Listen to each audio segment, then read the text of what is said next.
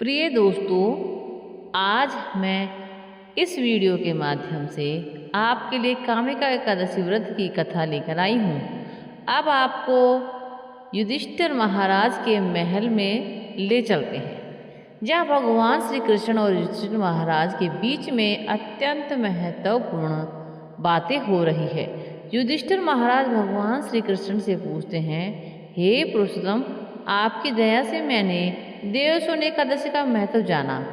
अब कृपा आप मुझे आषाढ़ के कृष्ण पक्ष में आने वाली एकादशी के विषय में बताइए।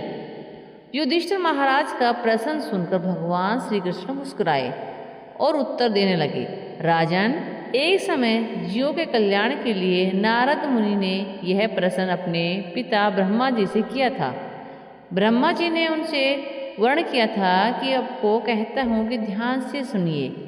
हे पितामह, क्या आप मुझे आषाढ़ मास के कृष्ण पक्ष में आने वाली एकादशी के व्रत के बारे में बता सकते हैं? हाँ पुत्र, आषाढ़ माह के कृष्ण पक्ष में आने वाली एकादशी कामिका एकादशी है। इसकी महिमा इतनी दिव्य है कि इसको सुनने मात्र से ही अश्वमेध यज्ञों का फल प्राप्त होता है। इस दिन जो व्यक्ति तुलसी दल से भगवान श्री हरि की पूजा करता है, उसे सोने या चांदी दान करने का समान फल प्राप्त होता है। कामिका एकादशी के दिन तुलसी पूजन का विशेष महत्व है। इस दिन भगवान केशव ने 9 अंकुरित तुलसी मंजरी अर्पित करनी चाहिए। जो व्यक्ति ऐसा करता है वह अपने पूर्ण और वर्तमान में सभी पापों से मुक्त हो जाता है। अब मैं तुम्हें कामिका एकादशी की एक पौराणिक कथा सुनाता हूँ, ध्यान से सुनो। एक समय धर्मध्वज राजा की पुत्री के रूप में तुलसी जी आवृत हुई थी। उस समय भगवान नारायण की तपस्या हेतु वो अनेकों तीर्थ स्थानों पर भ्रमण करती रहती थी। जब गंगा जी के तट पर उन्होंने भगवान श्री कृष्ण के ध्यान में मगन गणेश जी को देखा।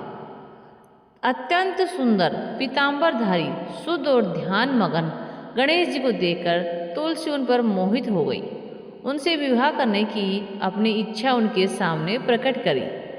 तपस्या भंग होने पर भगवान श्री गणेश बोले, हे देवी, आप कौन हैं?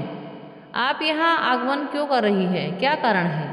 क्या आप नहीं जानती तपस्या का ध्यान भंग करना पापजनक होता है?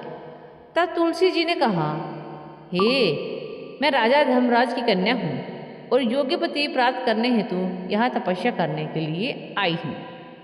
आपको देखकर मैं आपसे आकृष्ट हूँ और आपसे विवाह करना भी चाहती हूँ। तब गणेश जी बोले, हे देवी, मेरी आपसे विवाह करने की कोई इच्छा नहीं है। कृपा करके आप मुझसे अपना ध्यान हटाकर किसी और योग्य वर की तलाश में लगाइए। गणेश जी के ऐसे वचन सुनकर तुलसी जी को क्रोध आ गया और वह बोली, आप मुझसे विवाह नहीं करना चाहते तो मैं आपका विवाह 2 कन्याओं से होगा। ऐसा करके वह गणेश जी के गजमुख का उपास करने लगी। तुलसी जी का यह रूप देखकर गणेश जी ने उनको श्राप दिया, हे देवी, मैं आपको श्राप देता हूँ, आप असुर पत्नी बनोगी और उसके बाद एक वृक्ष बन जाओगी। अब यह सुनकर तुलसी जी अपनी भूल का आभास हुआ और वह गणेश जी से प्रार्थना करने लगी कि आप अपना श्राप वापस ले लो। तब गणेश जी बोले, हे देवी, तुम भगवान नारायण की प्रिय बनोगी। समस्त मनुष्यों के लिए तुम्हारे द्वारा किया गया पूजन लाभकारी रहेगा, परंतु मेरे लिए तुम हमेशा त्याग रहोगी। इसके बाद आगे चलकर तुलसी जी शंखचूड़ असुर की पत्नी बनी। भगवान नारायण की प्रिय तुलसी के पौधे में प्रकट हुई। आगे भगवान श्री कृष्ण कहते हैं, जो व्यक्ति कामिका एकादशी के व्रत का पालन करता है, उसे संपूर्ण पृथ्वी पर दान करने बछड़े समेत किया गए गाय के दान के समान फल प्राप्त होता है। यह एकादशी सबसे शुद्धतम है और पापों को नाश करने में प्रबल भी है। जय श्री हरि विष्णु।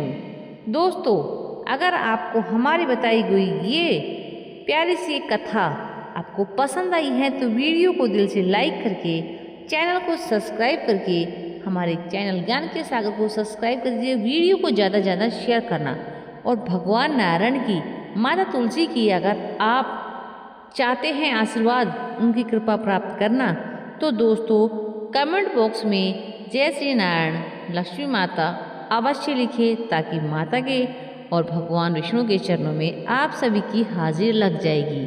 और दोस्तों आप पर जब कृपा बरसेगी माता की और भगवान विष्णु की, तो आपके घर में धन धान्य की कोई कमी नहीं रहेगी, आपके हर कारोबार में वृद्धि होगी, आपके परिवार पर हमेशा आशीर्वाद बना रहेगा। तो बोलिए कामिका एकादशी की जय।